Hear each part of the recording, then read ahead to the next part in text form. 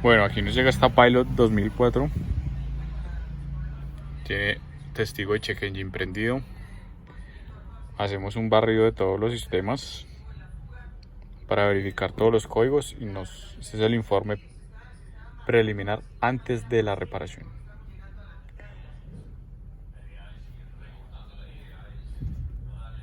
Vamos a empezar a revisar. Bueno, aquí ya sacamos el informe de los datos congelados. Importantísimo tener estos datos, no entrar a borrar de una vez el código para ver qué pasa. No, tenemos unos datos congelados y acá tenemos el informe. Con esto vamos a analizar en qué régimen de carga estaba el vehículo.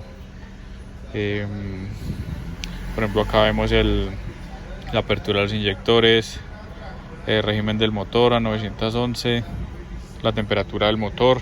Eso nos va dando pues pistas para hacer el diagnóstico más rápido. Bueno, aquí tenemos las gráficas iniciales. Todas las bobinas están muy similares. Entonces ya seguimos con el análisis. Bueno, aquí estamos ya verificando el estado de los cilindros, estado mecánico. Estamos haciendo la prueba de estanqueidad. Y en el cilindro número 3 vamos a aplicarle presión aquí. De una vez empieza a salir y solo con 20 libras.